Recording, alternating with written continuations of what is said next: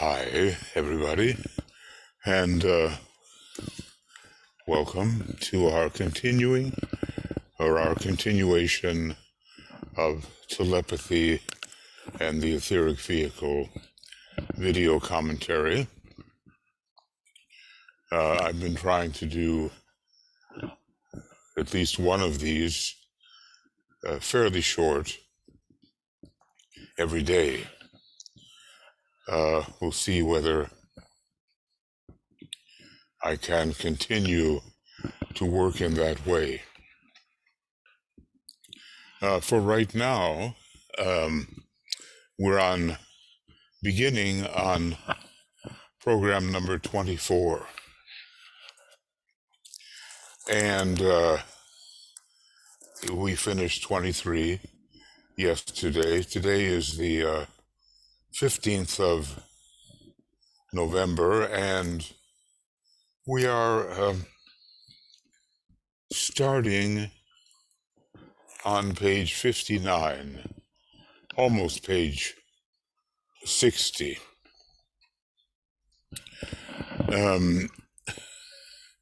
As a little segue,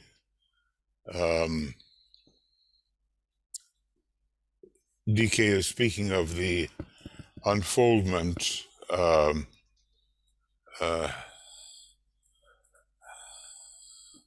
a spiritual recognition, which is, he says, controlled, understood, and directed to useful hierarchical, excuse me, got to pronounce the word, hierarchical ends.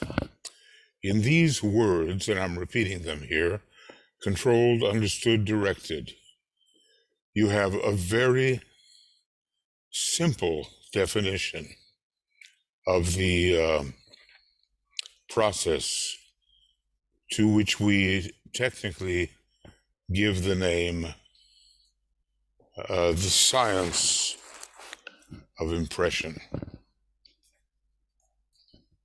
So I would say we are looking for ways of encapsulating a fair amount of complex material, and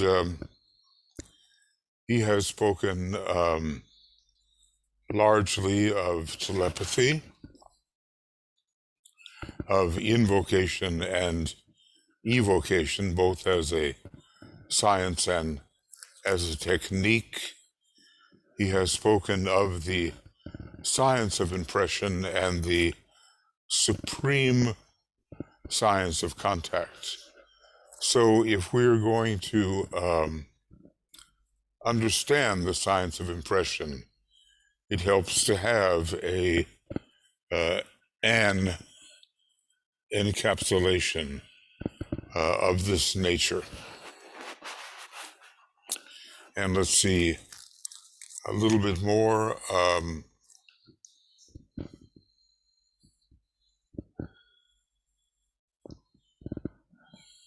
It's all about the progress of the disciple, the expansion and deepening of the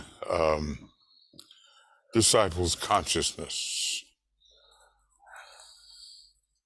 and the deeper understanding of divine purpose as executed by the divine plan.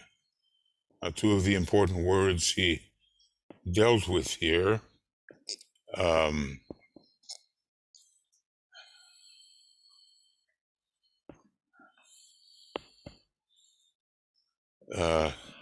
that have to do with developing contacts are the words contact and impact. And he deals with both of them, one after another. With contact, there's always something present which is undetected at first, and then comes the impact of that hidden factor and the interplay between the point impacted and the source of the flowing energy.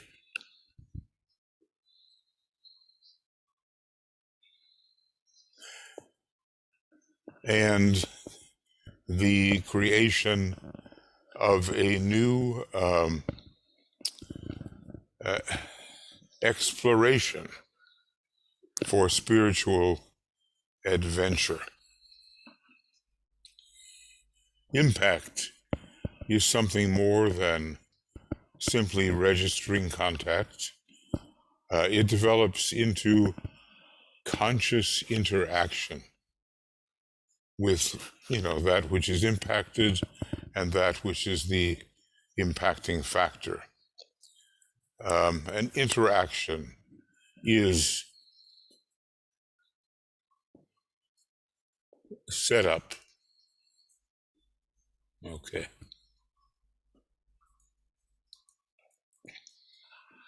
It is revelatory. It conveys later information. It is revelatory in nature and can be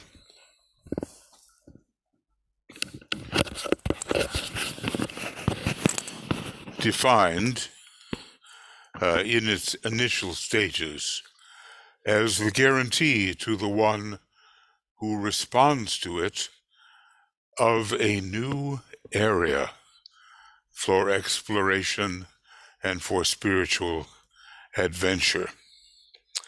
And as an indication, the indication of a wider field wherein consciousness may expand more and more and register increasingly the divine purpose waiting to be more fully known.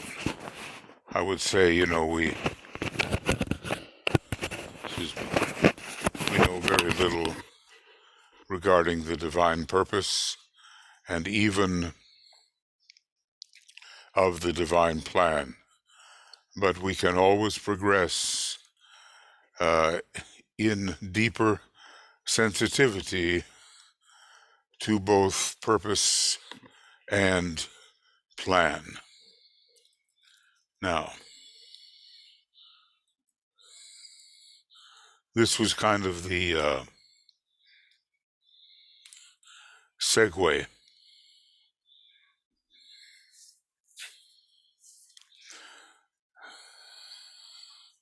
So it's a progress or progression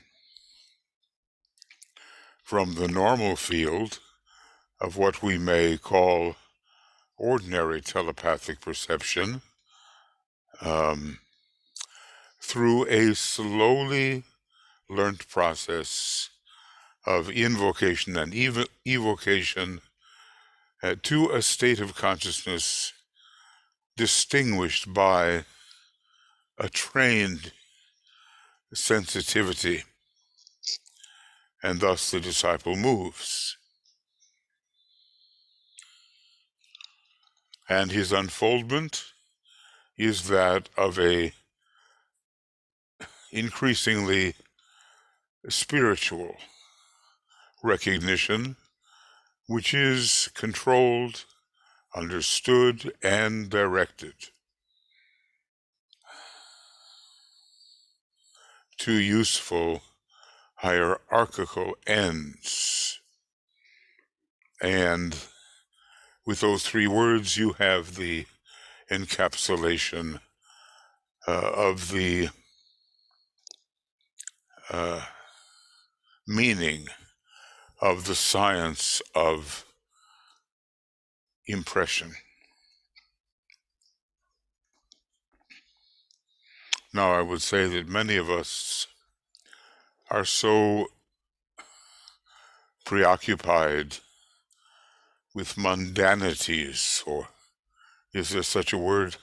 Mundane factors, belonging to personality and its normal desires, that we fail to develop this trained sensitivity, this spiritual recognition. But if we persist,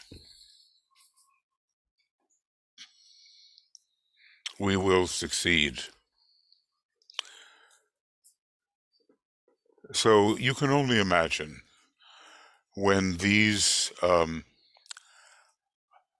they began as lesson sets taken down by Alice Bailey. When they were first given to the students in a group such as this, you can imagine the avidity of study which receiving these instructions produced. And, I wonder how many of us are gripped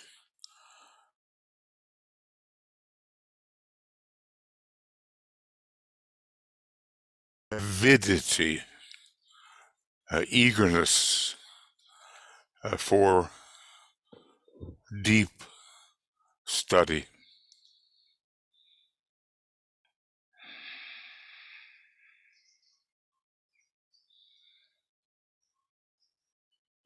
There are, we know, so many alibis.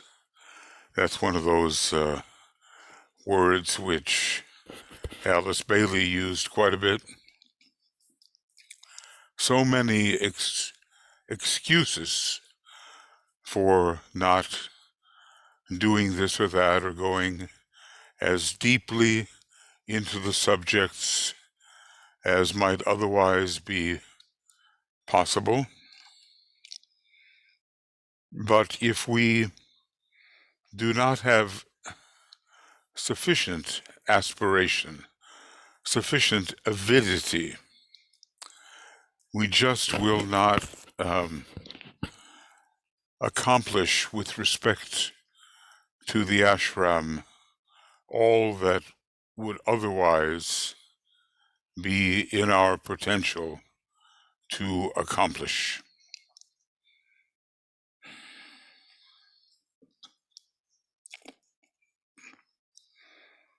And so we have to decide what it is we really are intent upon accomplishing in any one incarnation, with respect now especially to the newly released flood of knowledge and wisdom which pertain to the ageless wisdom.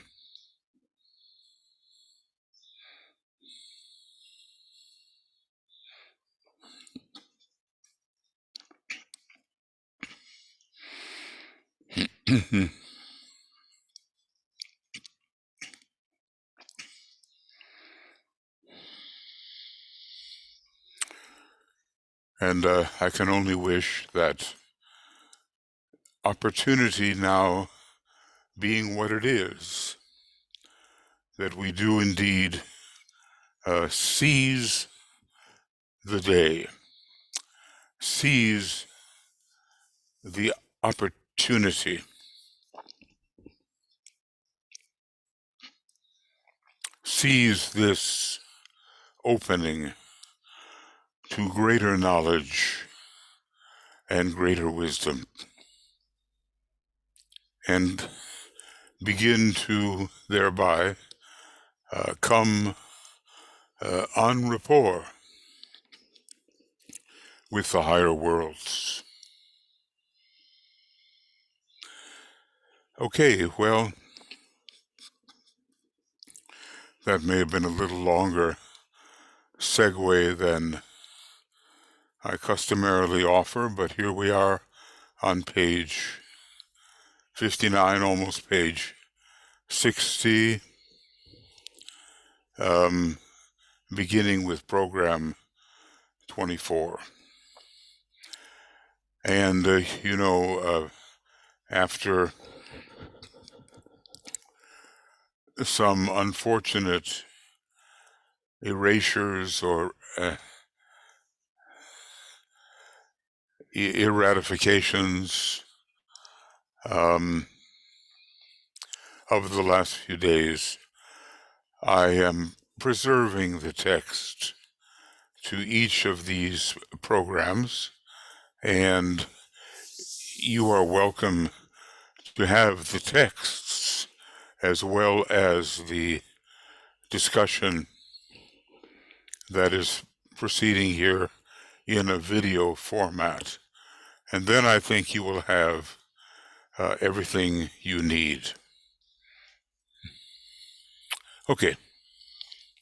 So then indeed, going on to program 24,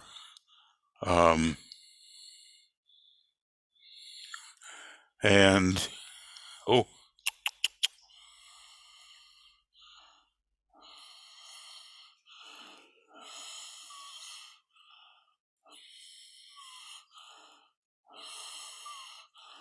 well, this should be program 24. Let's see what's happened here.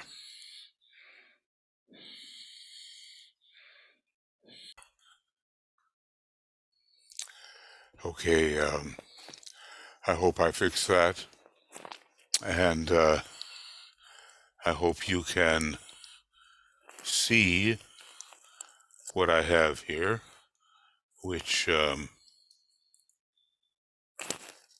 yes, which begins around page 60. I don't know how that disappeared, but these are the modern mysteries to the rather non-technical person such as I am. And I do appreciate the help of the technical team that prevents some of these sudden mysteries from causing too much difficulty. Well, anyway, basically I read or reviewed a kind of segue from number 23, program 23, which so far looks to me to be intact. Now, going on to 24 and then having a little bit of text to do so. The Tibetan says, another point to remember is that this science is the basic science of sensitivity. So basically he's saying, and maybe I can interpolate this a little bit, he's saying that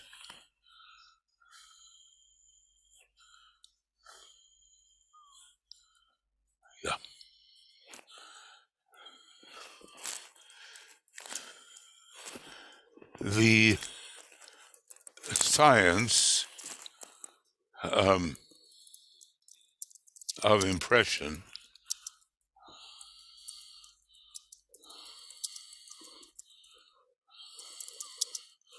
is the basic science of sensitivity. That's what he seems to be saying. Now, there are so many names for these sciences and techniques, and some of them sort of cross over and blend with each other. We have the basic science of sensitivity, and we have also this supreme science of contact. Now, how to put these all together so that they are rightly related and sequential when such sequence is appropriate. Okay. Now, going on with the Tibetan, it is the art of all responsiveness to phenomena, and is peculiarly applied to the reaction, the recognition, and the responsiveness and the registration of all phenomena found throughout the cosmic physical plane. Okay. So, what I'll do here is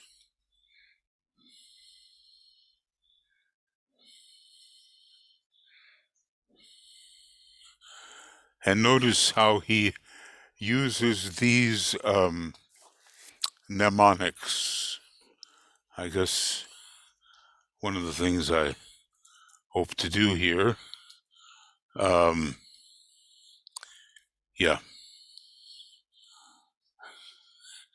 is to show the R words: reaction, recognition, responsiveness, and registration.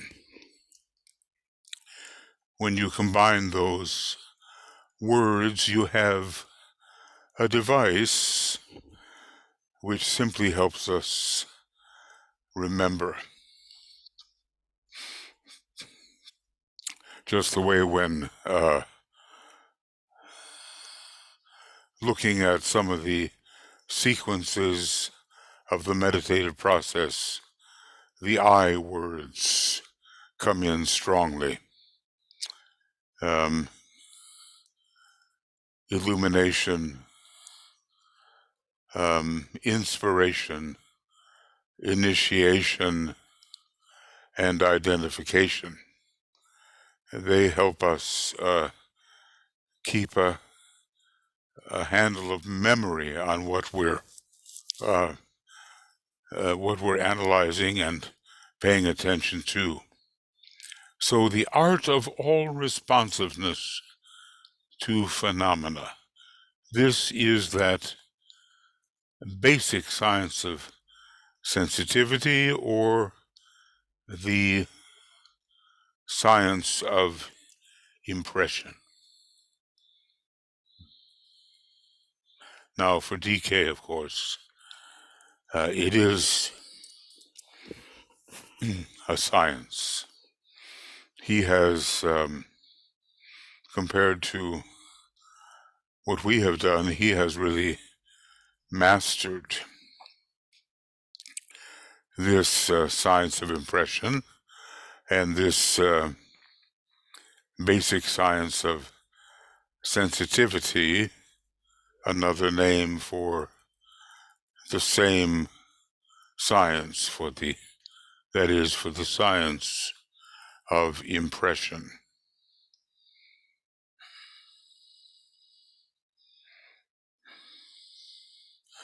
Okay, and somehow I'm going to put this here, so I'd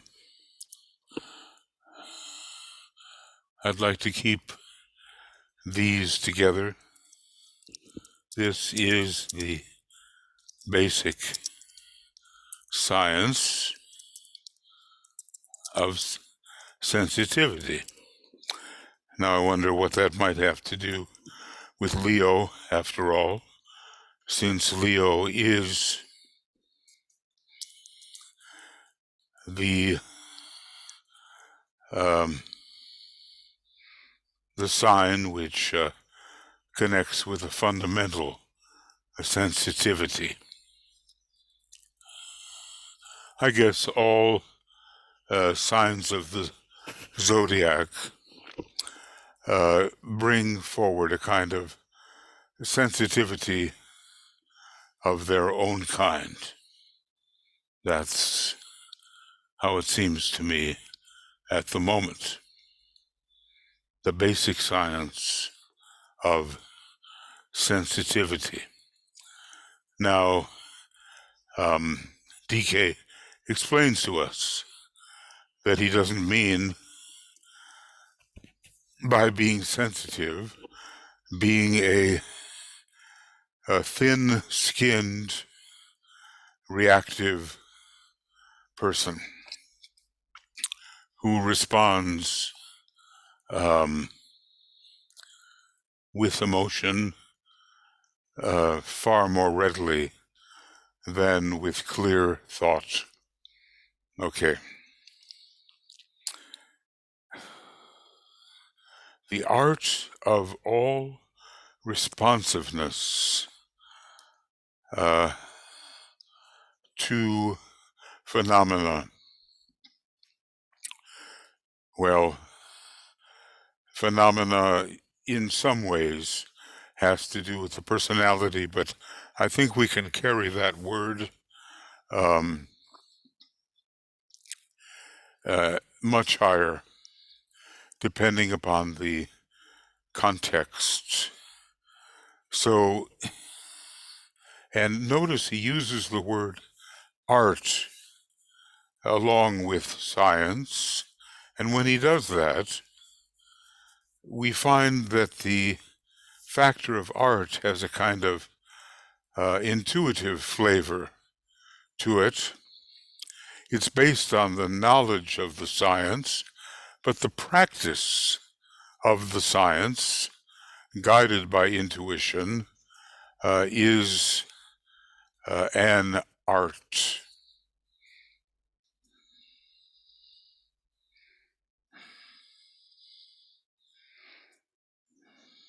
So both of the words, science and art, are necessary. And we do react to phenomena. We do recognize them. We respond to them. And we register them. And he pretty well is confining us right now to the cosmic physical plane, which is really, in a way, the cosmic etheric physical plane. It has the four ethers, cosmically considered, logoic, monadic, atmic, and buddhic, and it has the three denser planes, cosmically considered, the mental, emotional, and normal etheric physical. Okay, so the cosmic physical plane, well, you and I are not going to be going beyond that. Maybe the Christ and the Buddha are beginning to make sojourns into the cosmic astral plane, and eventually they will find themselves able to situate their consciousness on the cosmic mental plane, but they are very advanced initiates of the becoming seventh degree. It may take a couple of thousand years before that happens for them, but still they are on their way there. And you and I, we would be fulfilling our task if we could focus a kind of intuitive consciousness within the spiritual triad, or let's just say an abstract mentality and intuitive consciousness. If we could focus our pure reason upon the Buddhic plane, this would already for us be a considerable achievement. So we're not talking about transcending the cosmic physical plane in our present condition. Maybe once as sixth-degree initiates, once we have made our decision about the path that we will attempt to tread on the way of higher evolution, then we'll be able to, after due training, begin to enter the cosmic physical plane, or, as I said, cosmic etheric physical plane. But we're nowhere near that at the present moment. It's actually quite a jolt to have had the ashrams, especially the 246 ashrams, moved off the higher mental plane and into the world of the spiritual triad, especially into the Buddhic plane, or on the Buddhic plane. And as I've said before, there are still scientific ashrams focused within the lowest aspect of the triad, which is still locating itself in the dense physical body of the solar logos, which includes our normal mental plane. And for the first ray types, let's just say the ashrams under Master Moria, who is the supervisor of these various to appear ashrams that will appear, they haven't really appeared yet, we're told. They focus upon the atmic plane. And I wouldn't be surprised in this Buddhic focus, this atmic focus, if it occurs only from the fourth subplane upwards, and not on planes 5, 6, and 7, which are the correspondence to the denser physicality of the cosmic physical plane. But from subplane 4, including 5 and 6 and 7, on these higher planes, Buddhic and atmic, it is possible to situate certain ashrams according to their ray. Okay. Now, what of the cosmic physical plane? This is the plane where our entire threefold planetary life finds expression. Actually, that is an important statement. I've sometimes wondered what we do with the higher mental plane when it comes to the planet. shall we consider it to be etheric in nature, but here it tells us that the entire planetary life finds its expression on the cosmic physical plane, I guess, on all aspects of the cosmic physical plane, including the logoic level. Yes, on the logoic level, the planetary logos is also expressing. And even through the lowest aspect of the triad, on the first subplane of the mental plane, the planetary logos is expressing, maybe largely through his emanation as Sanat Kumara. So this cosmic physical plane, this is the plane whereon our entire threefold planetary life finds expression. The word entire is giving me the hint that I need.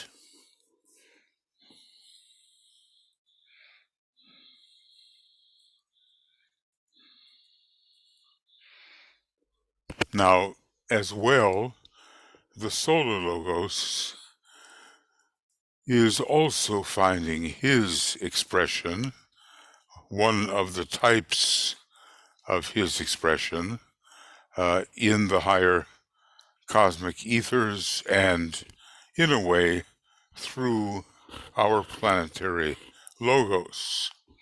Our planetary logos being, in a sense, an aspect or a factor within our solar logos. So life finds expression, says the Tibetan, the planetary life finds expression, and as far as this plane is concerned, the entire cosmic physical plane, we say further with the Tibetan, and which we have subdivided for the sake of clear thinking into the 7 planes, so-called, of our solar system, from what we call the lowest physical plane up to our highest plane, the logoic. Now, this is, again, a really important statement because he tells us we have subdivided the cosmic physical plane. He almost seems to hint that it wouldn't be necessary, really, to subdivide it. But we do so for the sake of clear thinking. There's a lot more interactivity between these subdivisions than we might suspect. So, the word subdivided is of importance.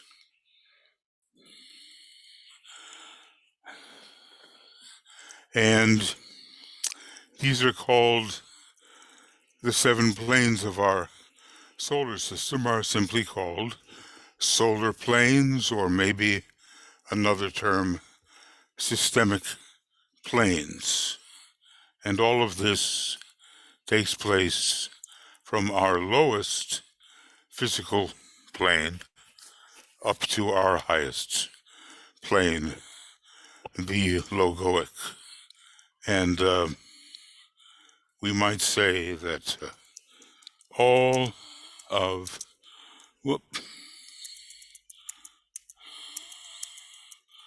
not going to be easy here. I'm not sure that I can do this.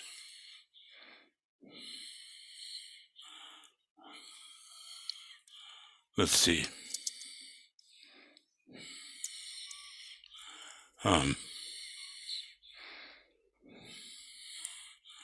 Well, not too good. I think I'll just have to let it go.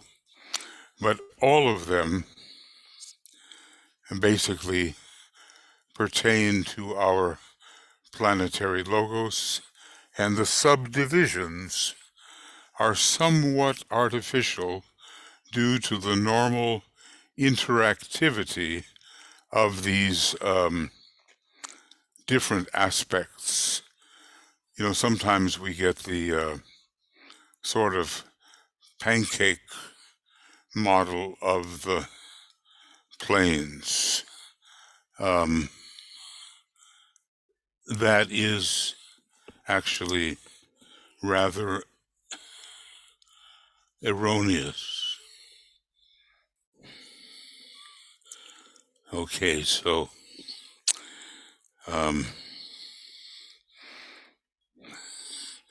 this subdivision is somewhat artificial. Okay. And here,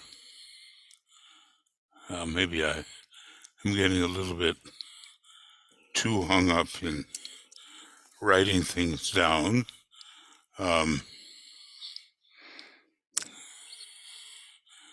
Okay.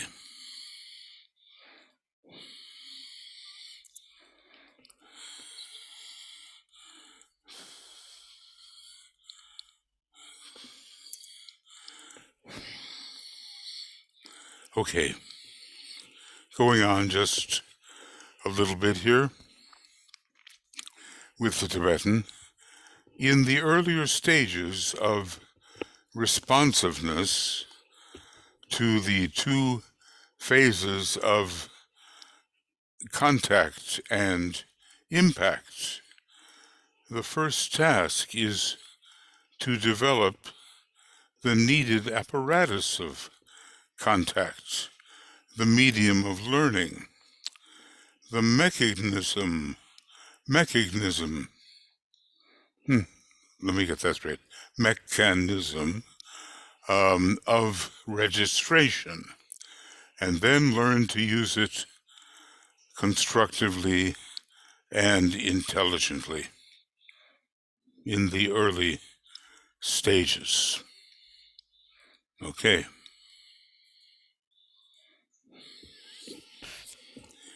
Or earlier stages, we might say. Now, let me get back to the color that I was using.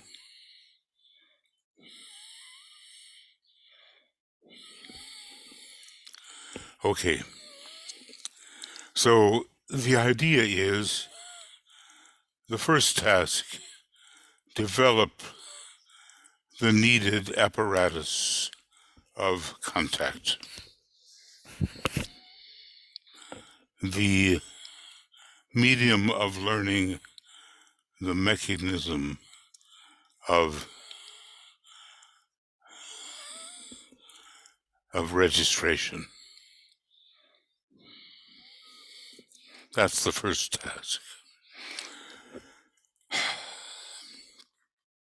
This work proceeds from cycle to cycle in the earliest stages with no conscious intention on the part of the unit of life, thus developing.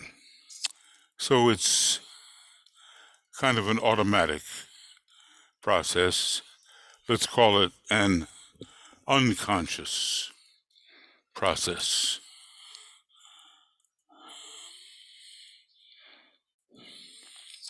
The unit of life is developing, but does not know it is developing, and does not take intelligent steps to further that development. But DK goes on and says, yet field after field of consciousness is slowly recorded, and area after area of the surrounding physical, mental, and spiritual worlds come within the area of perception and are mastered and controlled until eventually the unit of life, he says, I know not what else to call it, becomes a human being, self-directed, an individual. Now, this is, let's just say, a Leo factor, the self-directedness of the human being. Whereas before,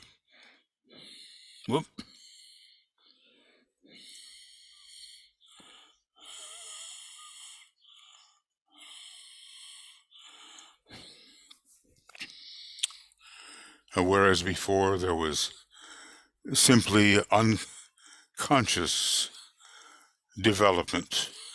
So progress is going on, even though the individual is not planning that progress and is unconscious to the methods by which progress is achieved. Now, maybe even now, we are passing through developments with respect to still higher kingdoms, and we're not aware consciously of how we are actually doing this, but it is happening.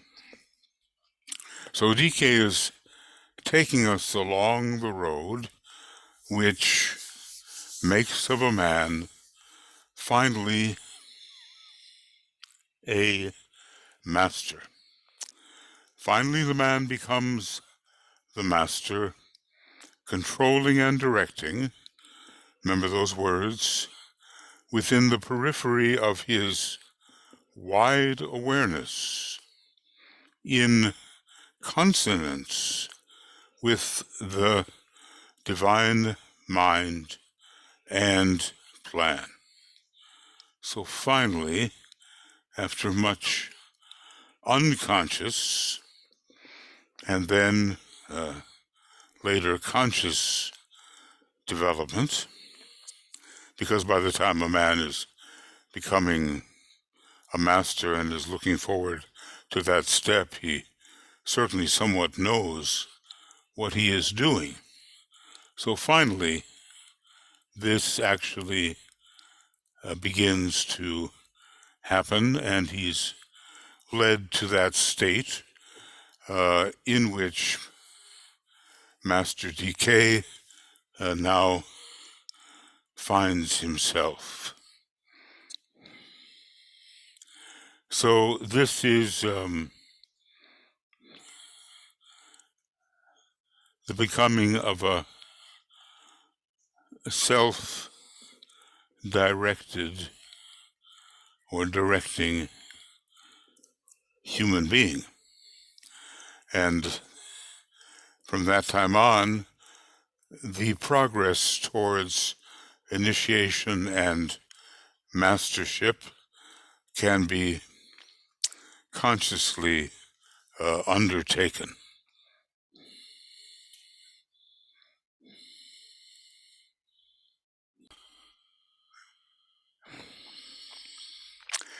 Okay. So, yes, finally, the man becomes the master, controlling and directing. Those are two words we've been using. Controlling and directing within the periphery of his wide awareness. Maybe interpolating here, we sometimes wonder how Master DK could have kept his mind on so many factors, so many students, so much dictation to Alice Bailey, but these are the capacities of one who has become a master. And he, of course, then is working in consonance with the divine mind and the divine plan. But, and now let's go on a bit, and let me just make sure that everything is correct. I don't want to be recording nothing. Yeah. But, and this is a point I seek to impress upon you. Notice that word impression, DK making practical immediately the science of impression.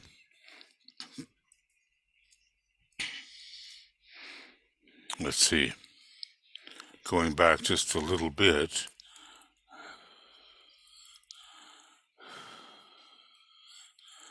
Yeah. The science of impression and the basic science of sensitivity. So this is a point I seek to impress upon you. He's immediately putting everything he has discussed into a more practical format.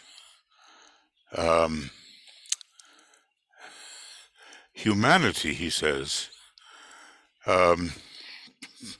subjected to this constant process of expansion from the emergence of the fourth kingdom in nature, the human, has now reached the stage where it can begin to pass out of the control of what has been called the law of triple response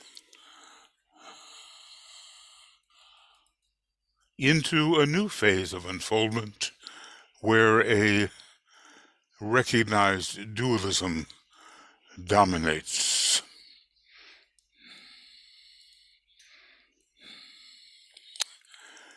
Well,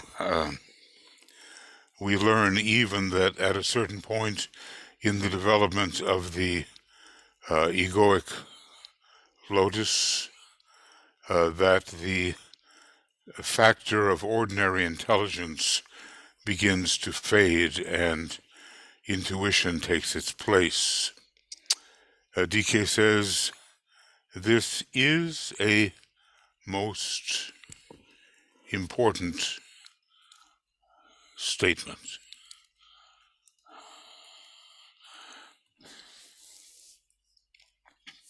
I suppose the law of triple response has to do with the threefold personality, or it can be considered fourfold or fivefold, but generally there are three vehicles, and we're dealing with will, love, and ordinary intelligence. Now, maybe it's that intelligence aspect that is somewhat waning and is taken over by a higher form of intelligence that we call the transcendental mind. It's akin to pure reason. It's a Mercurian and Buddhic factor. But let's see what he does actually say.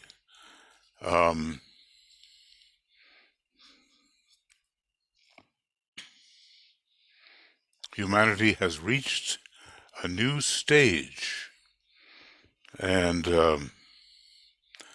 it can pass out of the control of this law of triple response. So,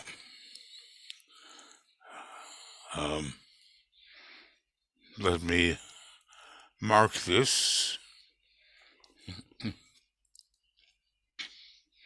because it is important.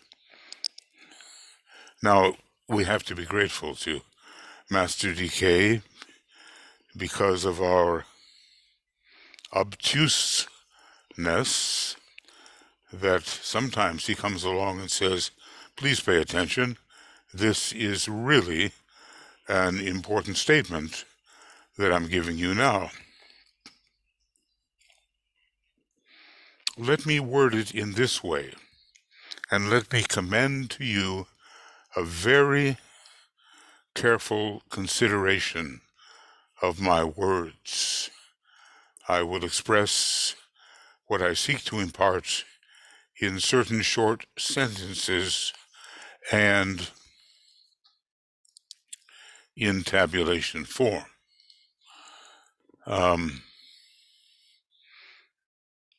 He is obviously directing our attention towards points which he seeks to impress upon us.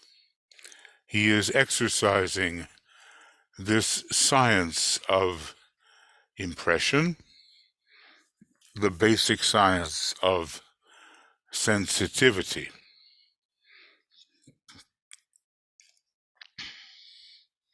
And he's well aware that so often we read lightly and somewhat superficially. So he's really attempting to arrest our attention. Okay, so what does he say?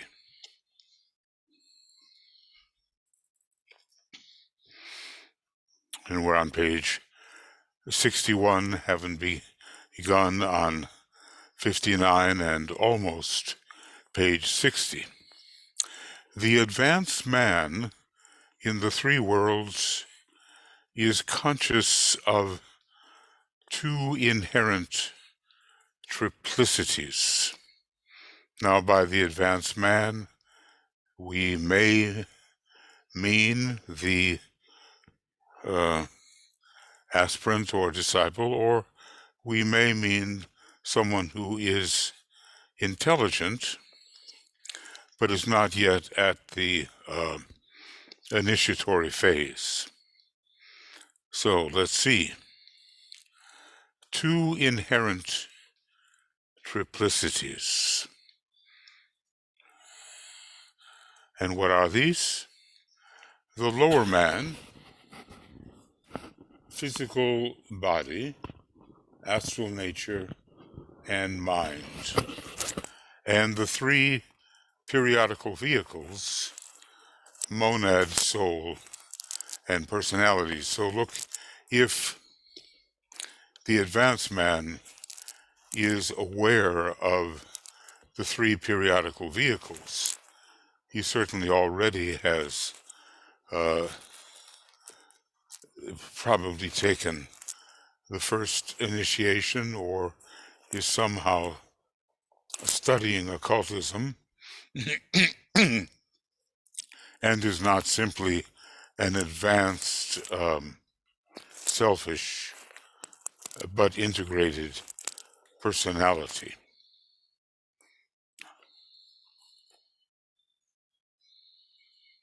Okay, so that's point one. Conscious of two inherent, that is, automatically a part of his makeup, inherent triplicities. The personality nature, basically, physical body, which I suppose includes the etheric body, the astral nature, and the mind, and then a much larger triplicity, embracing as well the spirit and soul natures, as well as the personality. So, under point B here, this personality is comprised of the three factors which are mentioned in point A. Yeah, so this is not your ordinary selfish, the integrated but intelligent man. This is something more. So the advanced man, and basically we are deciding how advanced. That's what we're doing. And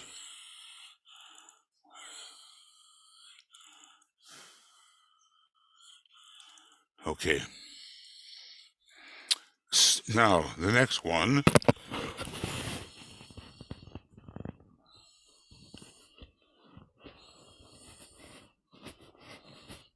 and very carefully, let us proceed.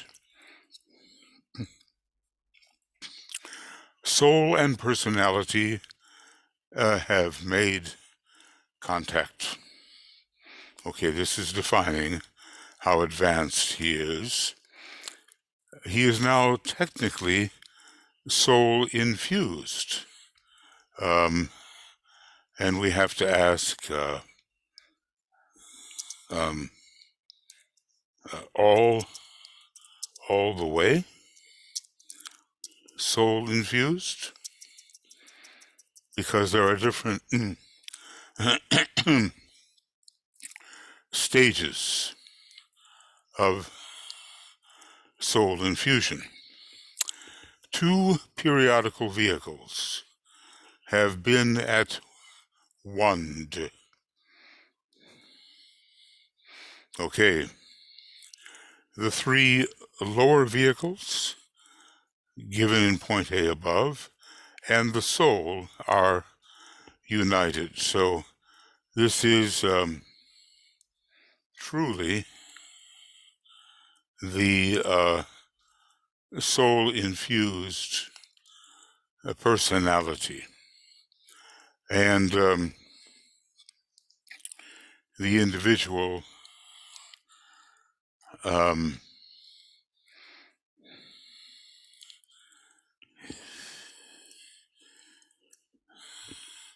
is just about at the point of the third initiation, when we can say that indeed there is a quite complete soul infusion of the personality. So what's DK doing?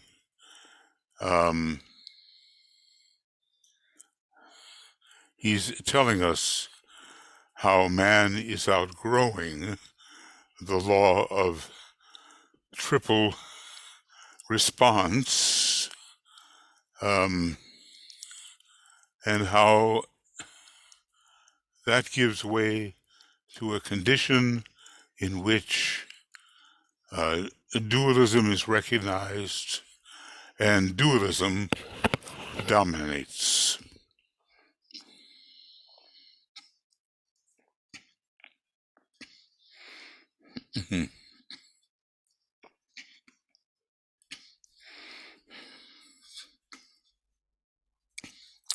Now going on with GK.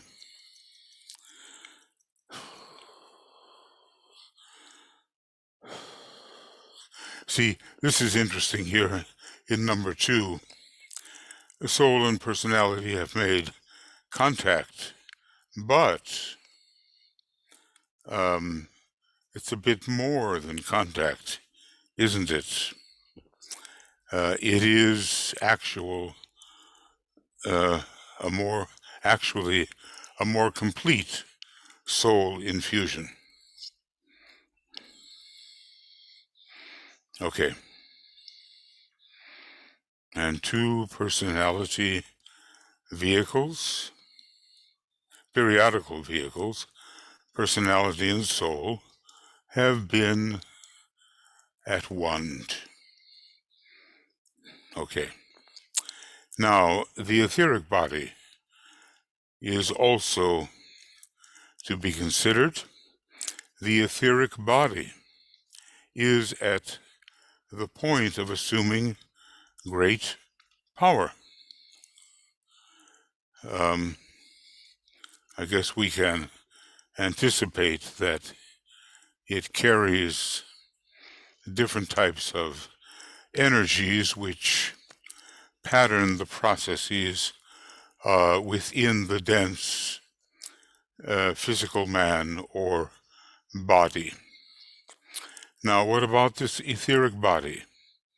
It can be consciously used as a transmitter of energy and forces, consciously directed, and impacts from the highest of the periodical vehicles work through its instrument, the spiritual triad. Okay. So there is a connection between that higher triplicity and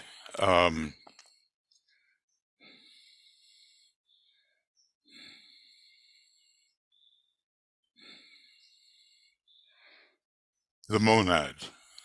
Yeah, the monad is itself a triplicity, and it's working through the spiritual triad.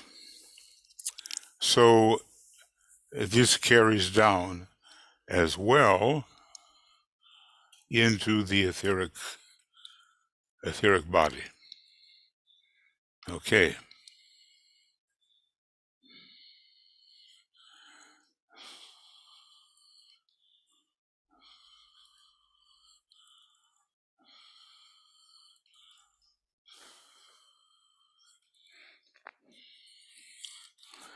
Okay, so let's say, how does this work?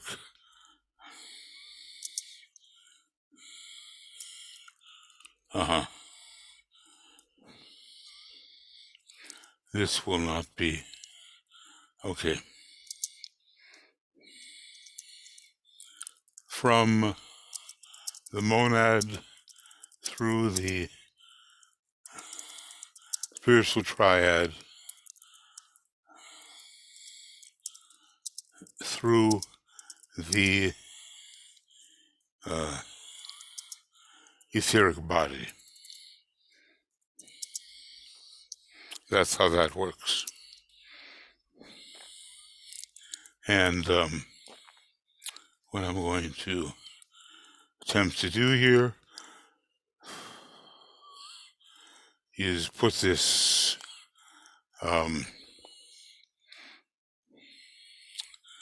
I probably shouldn't get too hung up here.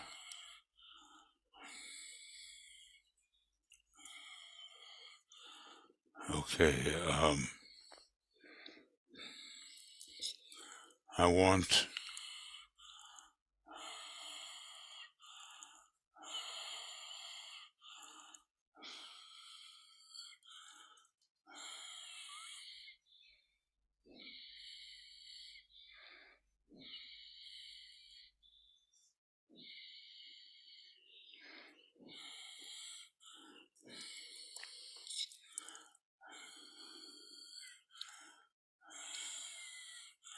I'd like to eliminate this, but I'm spending too long right here on this. Too long.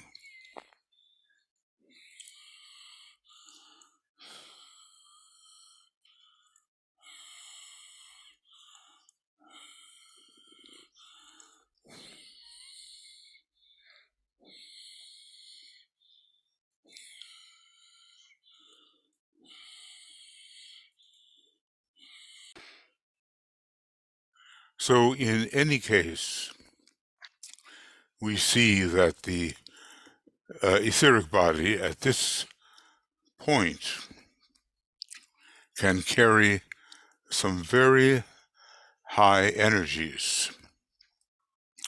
Monadic energy, triadal energy carried through the normal etheric body.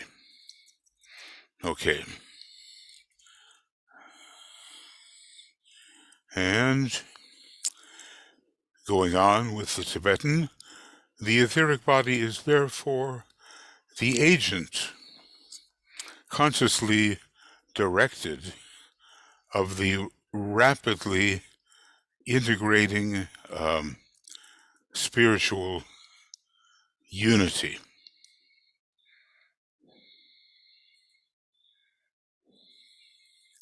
It can convey to the brain the needed energies and that occult information, which together make a man a master of the wisdom and eventually a Christ, all inclusive in his developed, attractive, and magnetic power. So this is what the etheric body can do at this stage.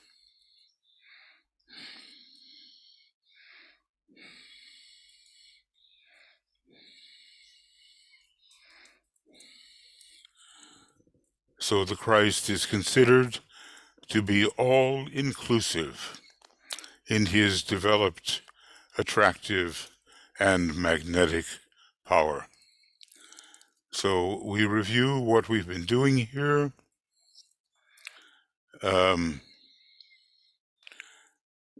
We are moving from the law of triple response into dualism. And he wants to convey to us some words in a tabulation which tell how that is being accomplished.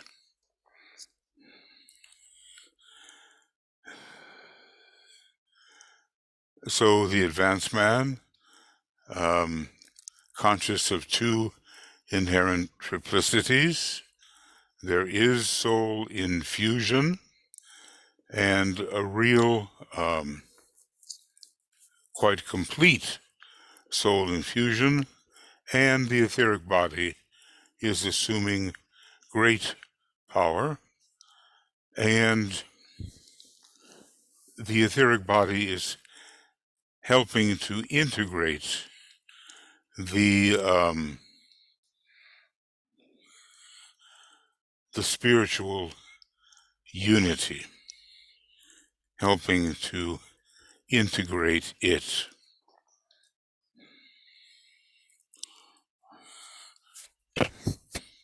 And the brain, from the etheric brain, I guess, receives both needed energies and occult information, which will render the man truly a master.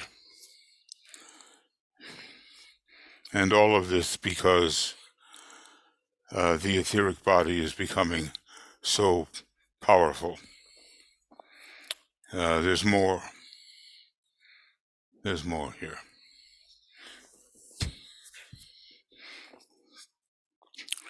Well, we go from 3 to 2 to 1, even as when we trace the major solar systems, there is the third ray system, the second ray system, in which we are now participating, and the first ray system to come. DK says now, earlier I made the following statement, which, as you study it, will summarize the above detailed analysis. I would like to interpolate the fact that DK is very helpful in offering these abbreviated summaries which encapsulate the detail of what he has said, which is harder to handle. Okay. So now he's going to summarize what earlier he said. And he says, I said, defining impression, that it concerns the engendering of a magnetic aura on which the highest impressions can play. And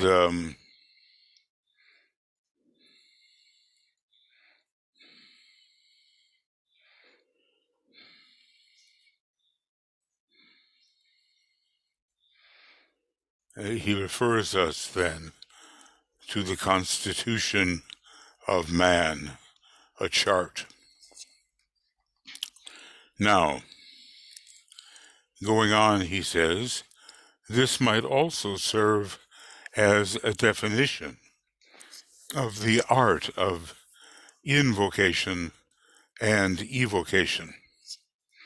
As the man, for we will not consider this science apart from him, as it would include too vast a field, becomes sensitive to his environment as the forces of evolution play upon him and lead him from stage to stage, from point to point, from plane to plane, and from height to height. He becomes enriched and increasingly magnetic as this attractive or magnetic force increases. He himself becomes invocative. This outgoing demand emanating from or through the aura which he has engendered bring to him a developing revelation. This revelation in its turn enriches the magnetic field of his aura so that he becomes a revealing center to those whose field of experience and aura need the stimulus of his practiced assurance. Now that's quite a paragraph that is powerful.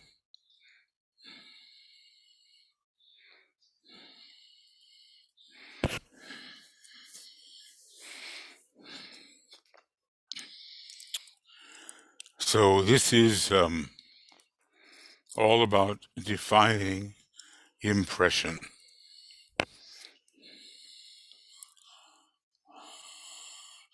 And that it concerns, as DK says, the engendering of a magnetic aura on which the highest impressions can play.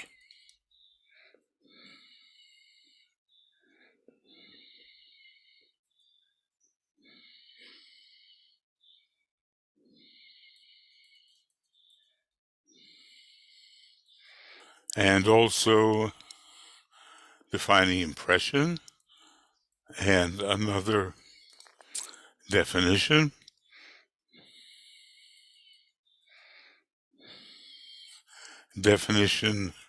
of the art as well, of invocation and evocation.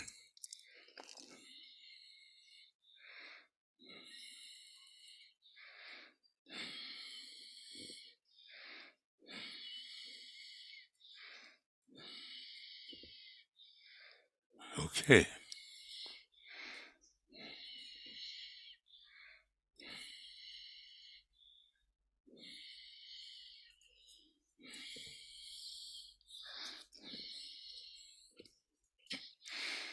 Let's think about that now.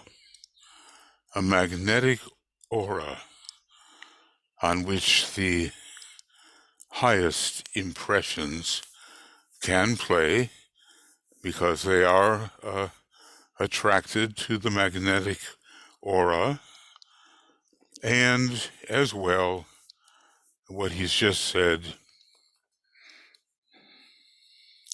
about the magnetic aura concerns the definition of the art of invocation and of evocation.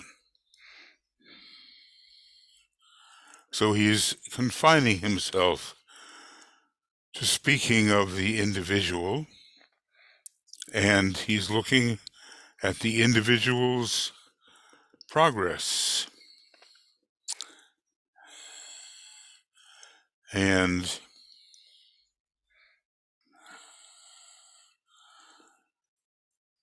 the man is becoming sensitive to his environment. The forces of evolution are playing upon him, leading him from stage to stage and point to point and plane to plane and height to height. He becomes enriched and increasingly magnetic. So what you have here is the production of a virtuous circle. His invocation is increasing as his magnetic force increases.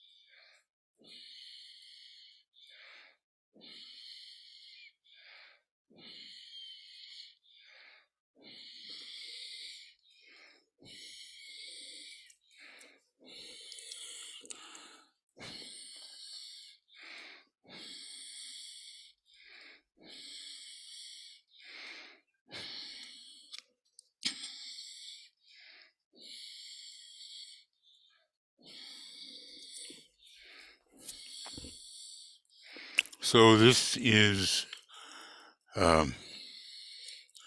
progress, both in invocation and in impression.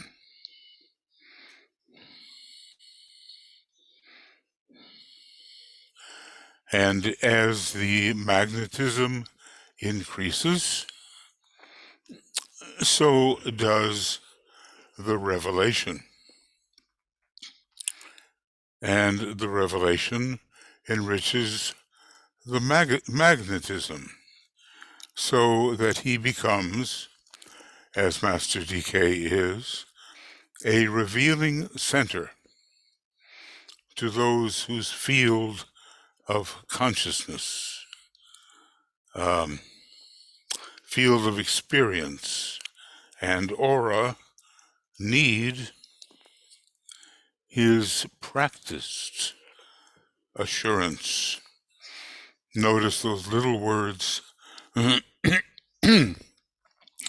thrown in there to tell you that the Master has been working at it, has practiced it, and it's not just an assurance that says, yes, I know this will work, but I haven't tried it.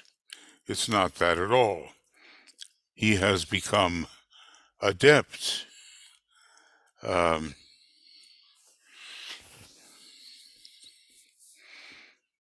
at enriching his own aura, his own sensitivity, his own power of invocation and evocation. Okay, there's maybe a bit more.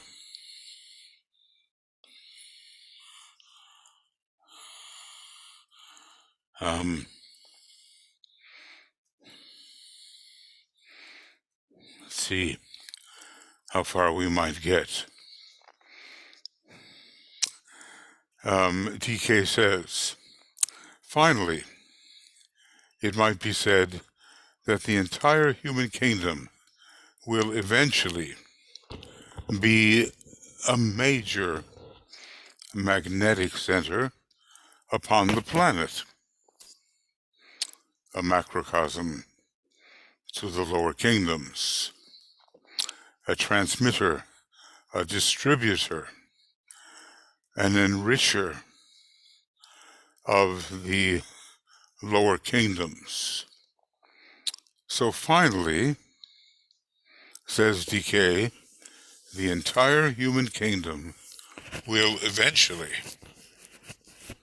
be a major magnetic center upon our planet.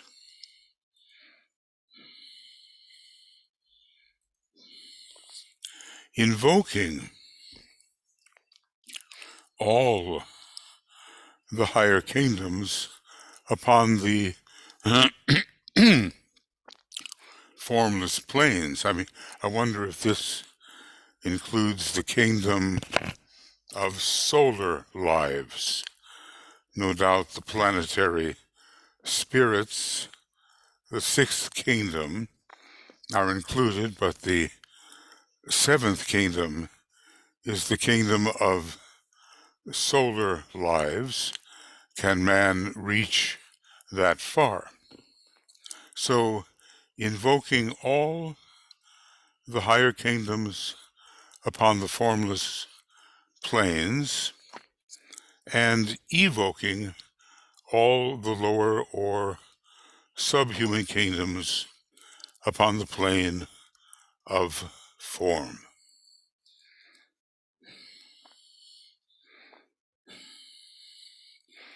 We don't know how many years that term eventually accounts for.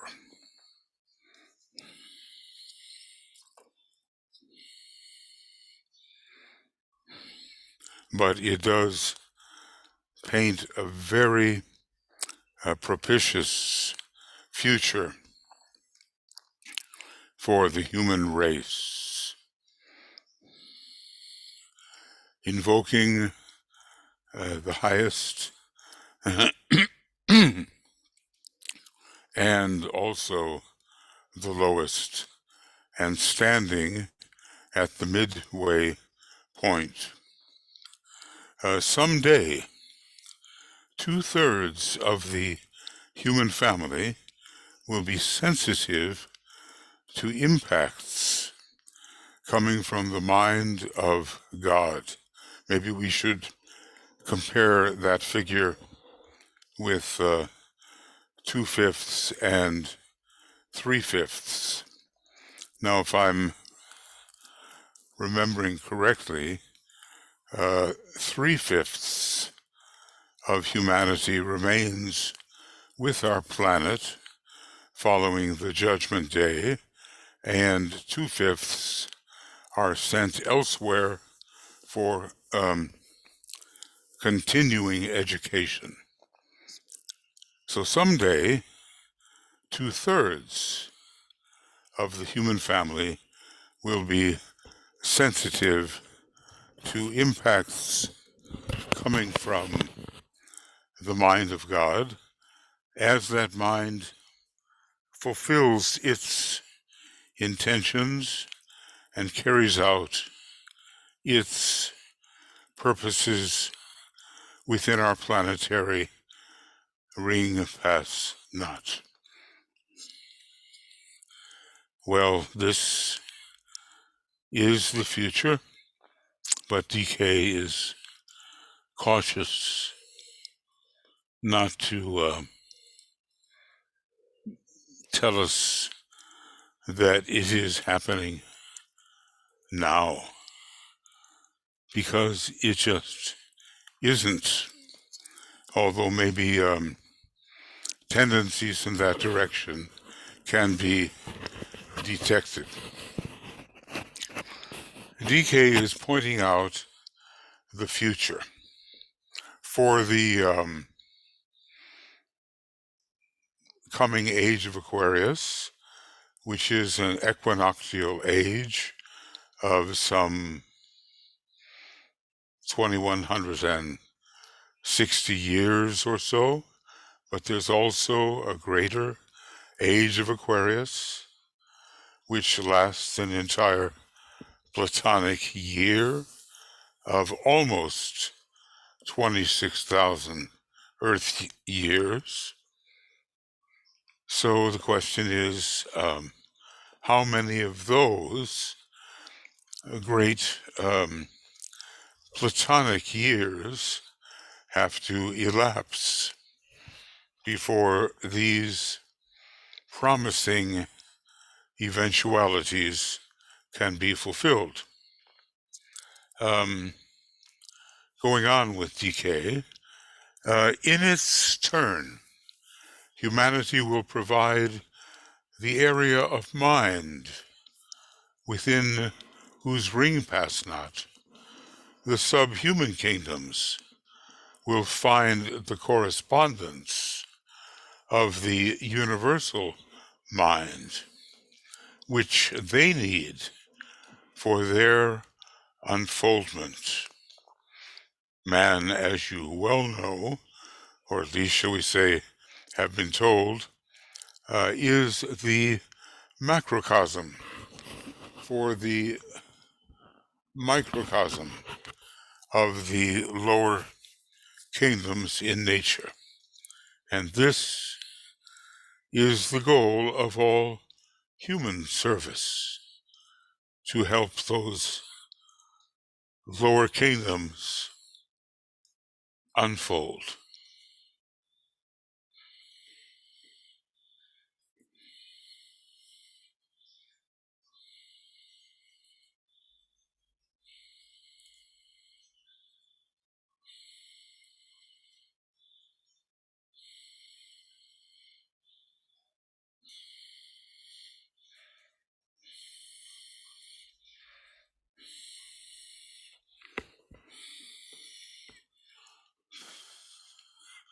Uh-huh.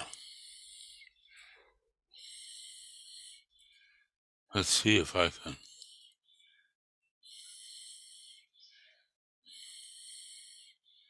do this correctly.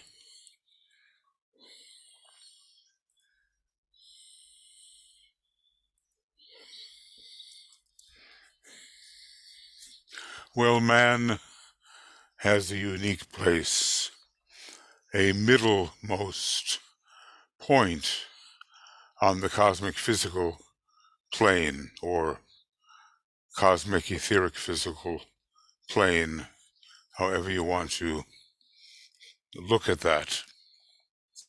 The universal mind, well, what is that?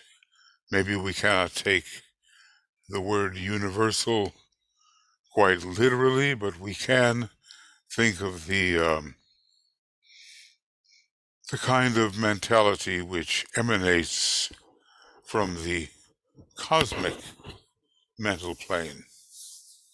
Of course, there are still higher planes because all of those cosmic planes together, if you think about it,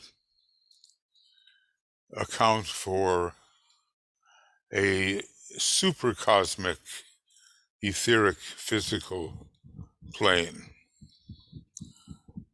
And our particular cosmic mental plane is simply the correspondence of a much higher super cosmic mental plane.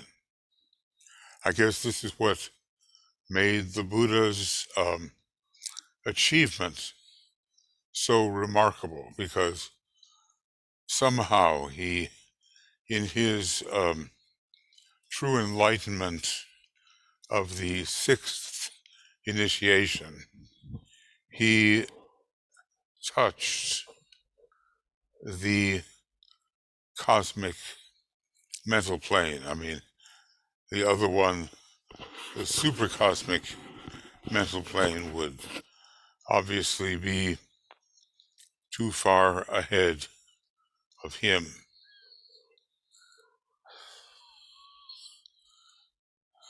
I think it's a good thing that Master DK has these summaries and epitomes.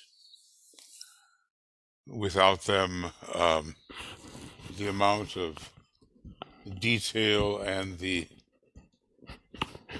demand for correlation would be so heavy, so onerous, so burdensome, that you begin to wonder, could we even conceive of it? But it's all part of what we might call levels theory, the theory of levels, the theory of different frequencies of vibration that are related to each other. Now, DK goes on.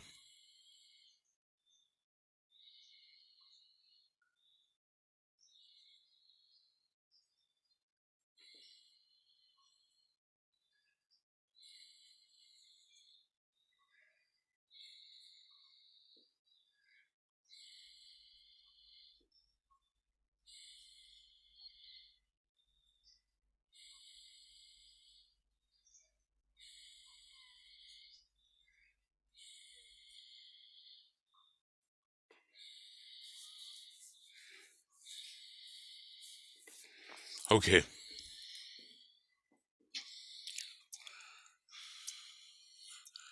Yeah, there's a little more. And let's just see. Yeah, I think it takes us to page 64. So I don't see why we should not be able to do that for program 24. I just want to make sure that your program 23 was complete, because once again, there has been a severe reduction of the number of kilobytes for program 23. I will just hope that we're okay.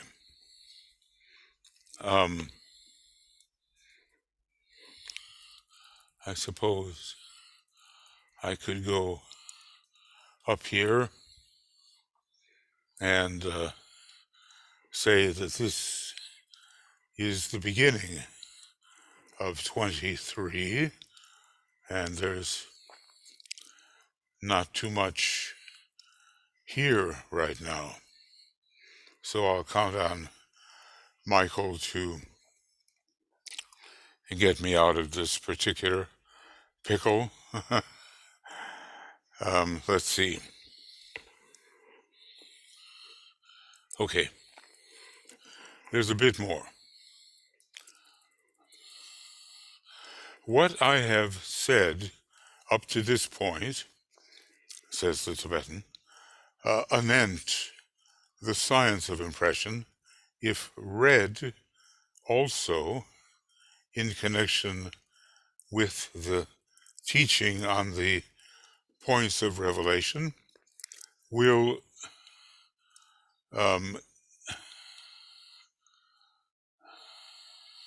convey much enlightenment. Okay, well, we did begin to look at that, and that was going to be page 62 of the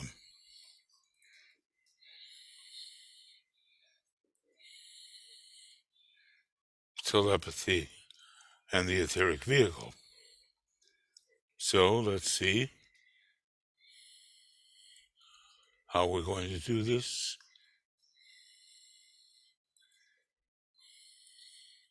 62.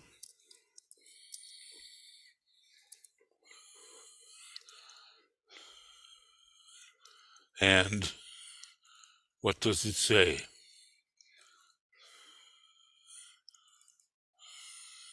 Yeah, from Discipleship in the New Age, Volume 2, Section 3.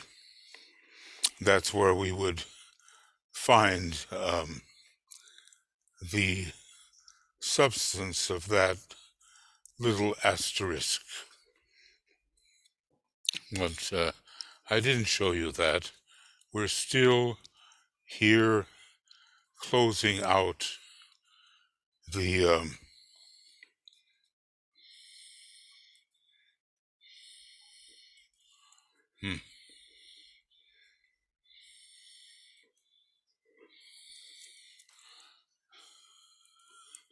okay.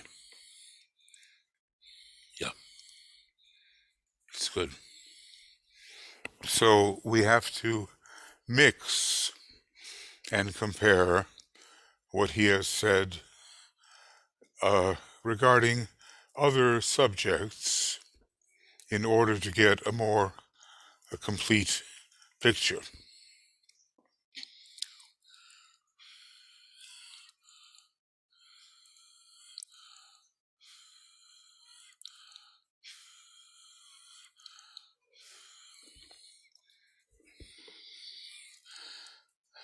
However, he goes on to say, deep reflection is called for, if we're going to do this, the science of impression might be regarded in the last analysis as the fundamental science of consciousness itself.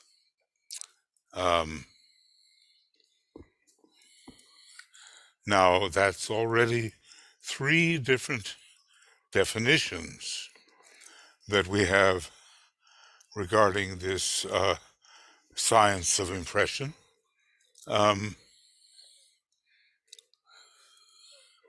Let's see.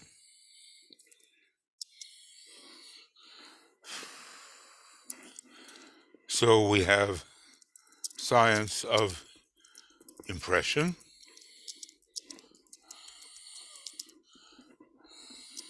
and the basic science of sensitivity, and the fundamental science of consciousness itself. We have all those 3, which basically they mean the same thing. And that is sometimes where difficulty arises, when we have multiple definitions for the same factor.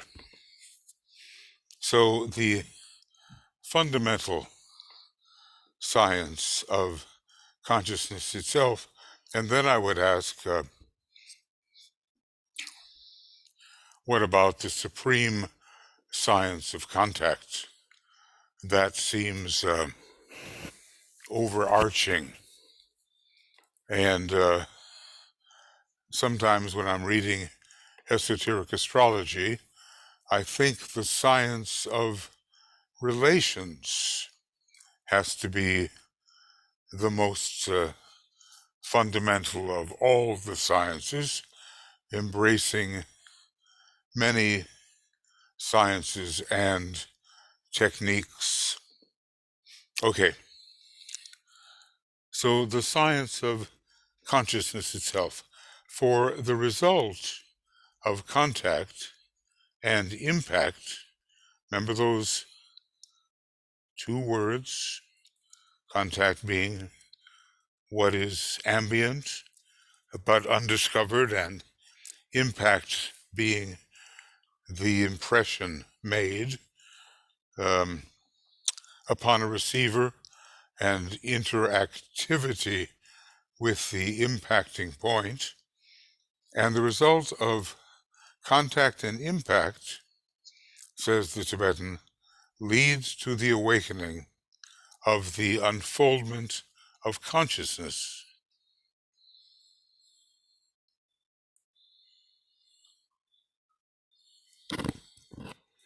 And of that growing awareness which distinguishes every form throughout the manifested world.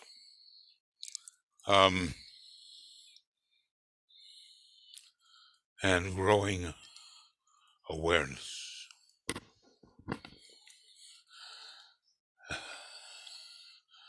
Okay.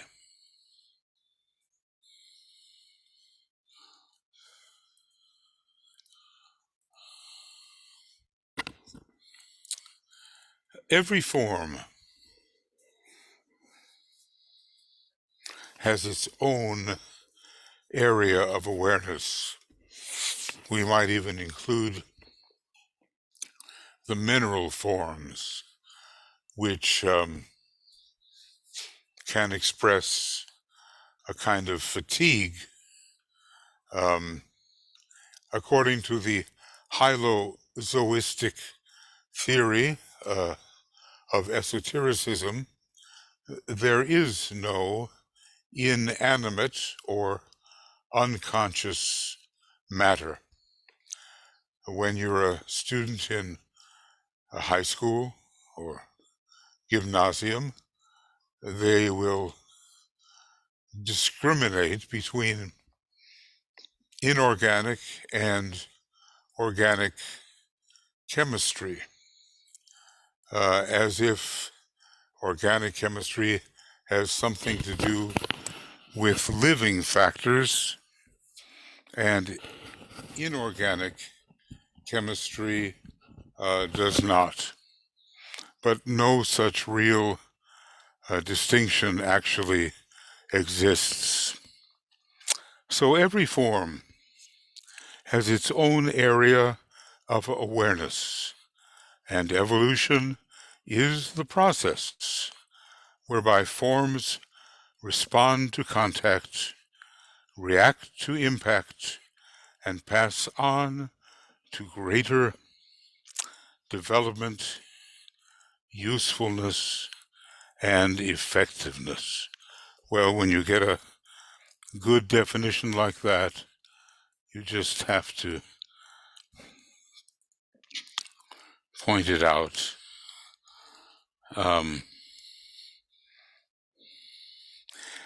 Decay is tying together many factors. So I'm going to just say this is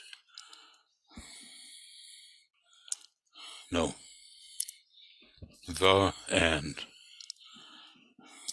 the definition of evolution.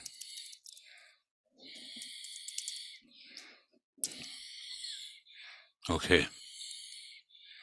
Now let's kind of point that out. So this encapsulation is indicative for us and simplifies what we would normally think of evolution.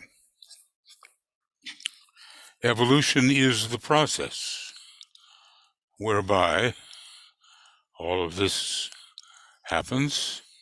I'll read it again.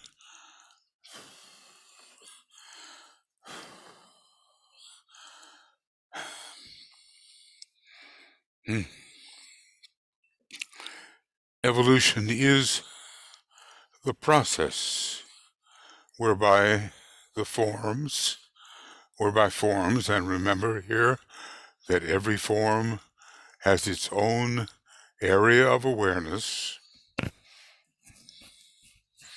Animal, vegetable, mineral forms all have their own area of awareness. So evolution is the process whereby forms respond to contact, react to impact. Those are two words that we've really been using a lot, contact and impact.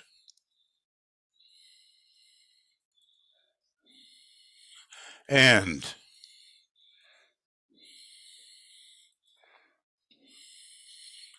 pass on to greater development, usefulness, and effectiveness.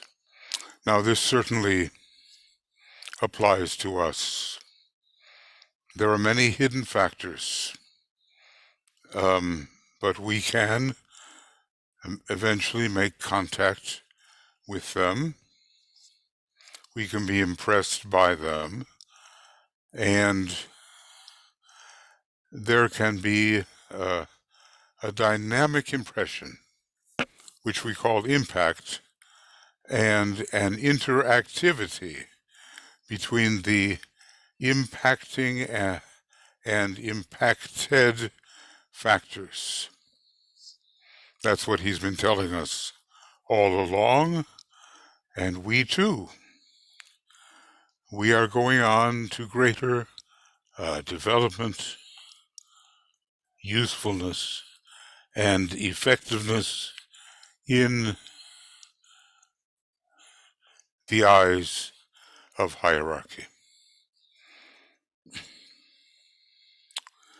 And do we sense that this is actually happening with us and for us.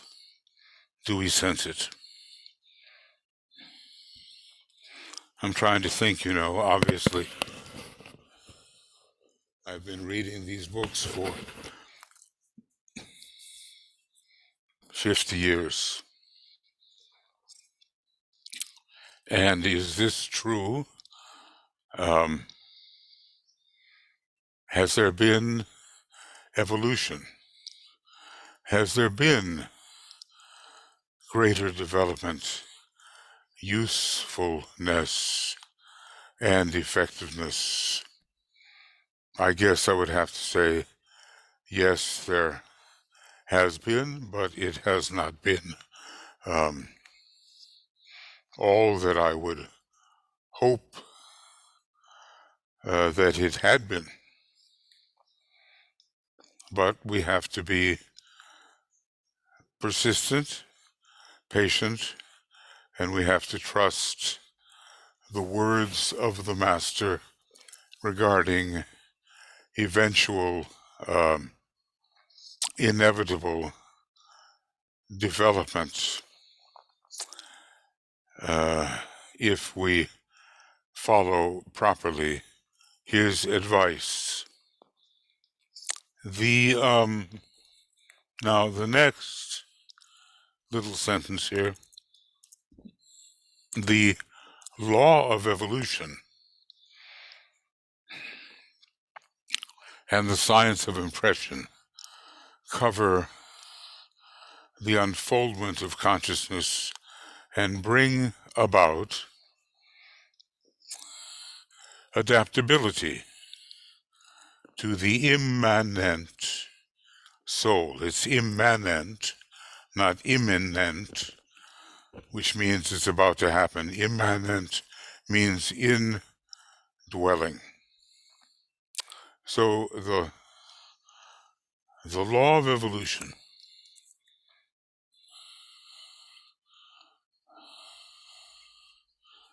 and the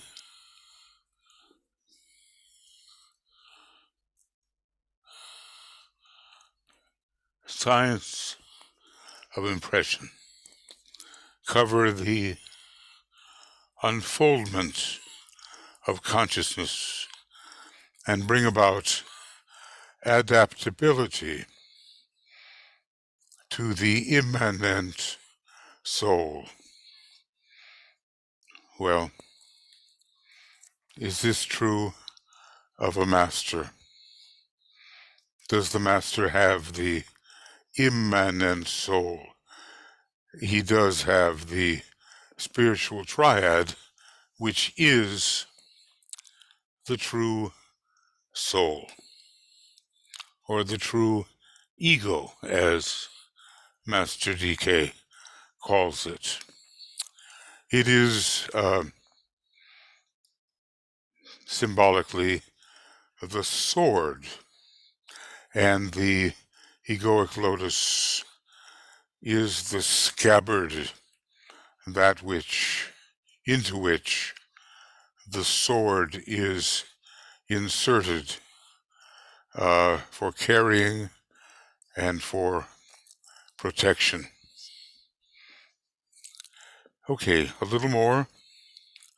Modern science, through its work in the fields of psychology and medicine, to mention only two, and its experiments with forms which have established the modes of constructing and bringing into being the various mechanisms of contact found in the different kingdoms of nature, has mastered much of the evolutionary development of the exoteric response apparatus. So we've gone that far, and DK is never one to criticize the true accomplishments of the various arts and sciences, even though they are incomplete. The field of psychology, well, the United States and its fourth ray master is particularly responsible for further development in the field of psychology, which will involve knowledge of esoteric astrology and the rays and the creative hierarchies. So that's a fourth ray developmental area, except certain branches of psychology which deal with habitual and repetitive conditioning, the Skinner variety of psychology. And medicine, well, all over the world there is attention to new forms of medicine in this impending seventh ray age.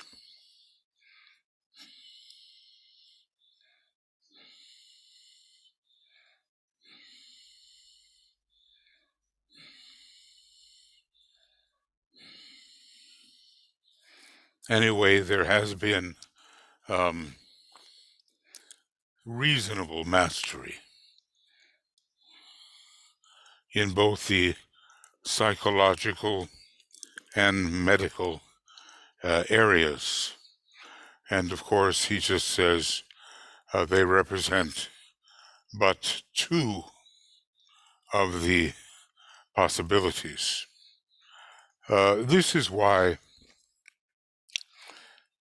any assumption of a final revelation, such as you have in Christianity and in Islam, is so dangerous because it prevents this further evolutionary development. People become so enwrapped in their sense of finality that they give up on the idea of virtually endless expansion and deepening of contacts and the interplay of impacts, and thus they wither. They lose their vision and they grasp at their supposed finality and or the finality of their system and wish to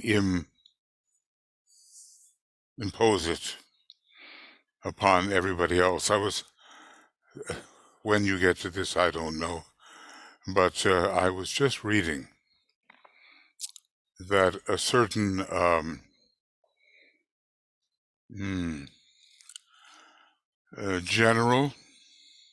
former general in the United States says that the entire United States should have only one religion.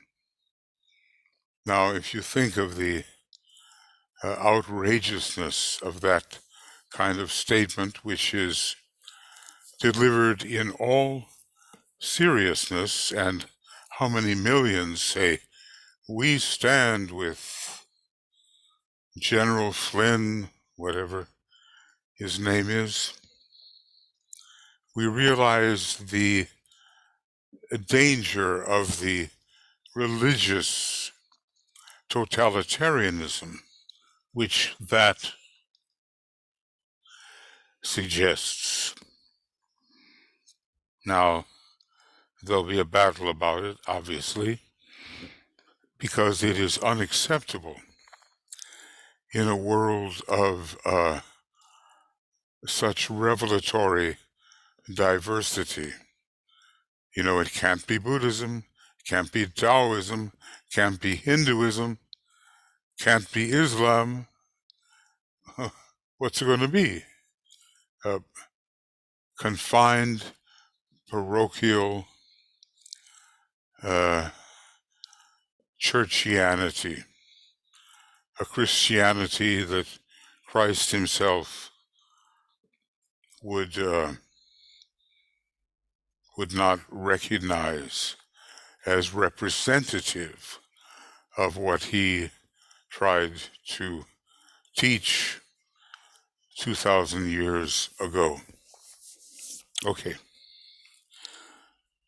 So anyway, we're not going to concern ourselves, says the Tibetan, with these areas which human science have begun to master. He says, with all this, we shall not attempt to deal. It is correct as far as it goes. Yeah, that's what I've been saying. He does not criticize an offering if it is tending maybe in the right direction, but incomplete. These psychological and medical developments hold much promise, but they are incomplete.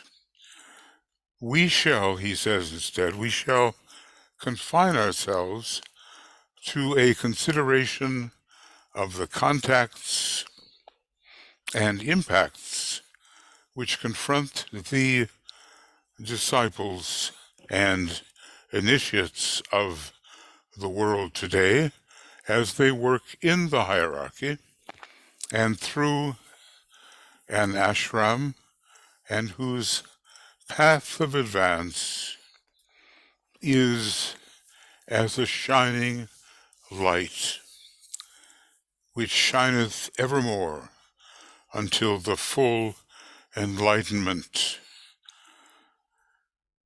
has been achieved. The path of the just is as a shining light, which shineth more and more until the day be with us. So with this, we will concern ourselves, and not with the with what humanity has thus far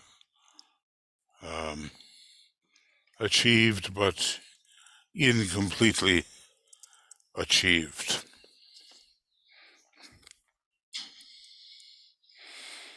Okay.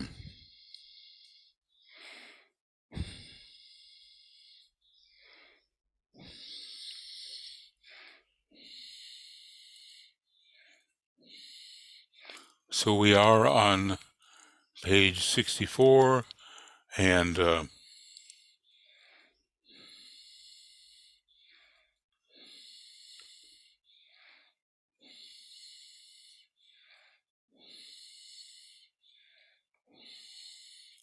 this is a long section coming up,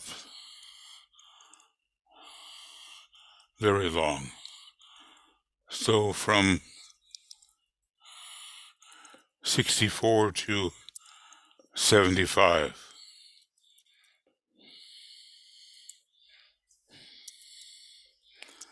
And Roman numeral 11.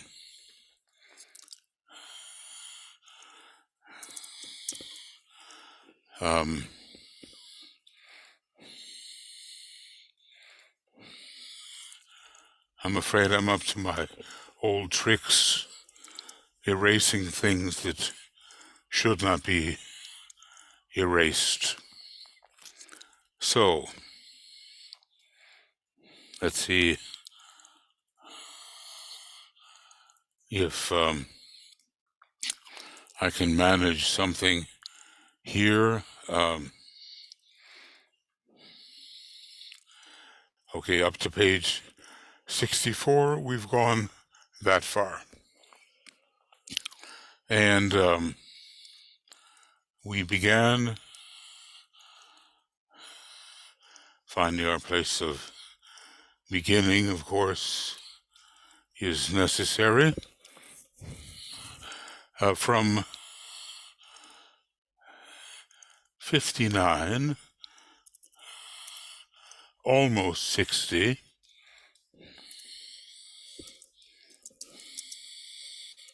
to page 64. And we'll,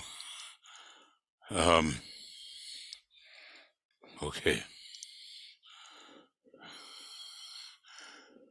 So, wait, this is the end of, no, this is the end of 23 and the beginning of 24.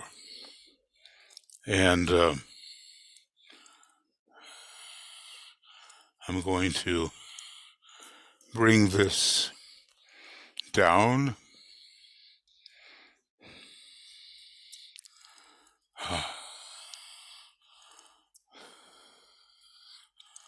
To here, to page 64.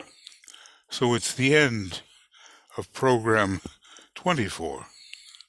And today is the 15th, and starting from 59, almost 60, to page 64. The next will be program 25, to be undertaken when I can, and it will be starting from page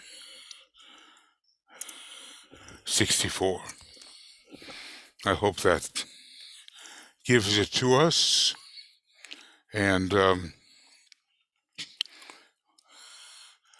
further what I want to do is I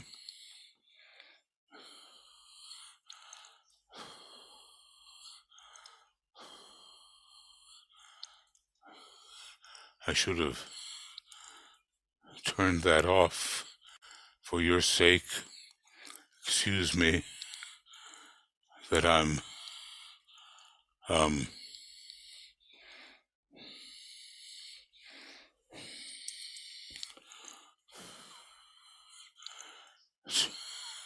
so this one is going to be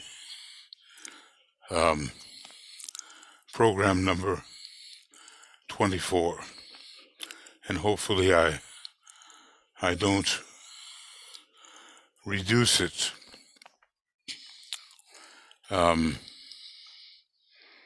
Yeah, hopefully I don't reduce it too small.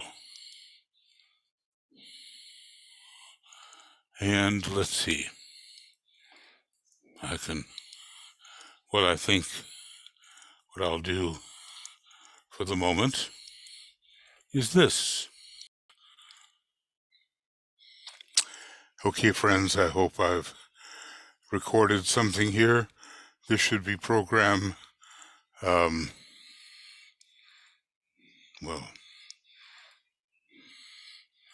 23. Let's see if I switch to 24. Okay. Hopefully the sound has been coming through, and I'll end this now with the hope that all is well. Okay. You should be receiving this before long, program 24. Okay, I'll stop the recording and end the program.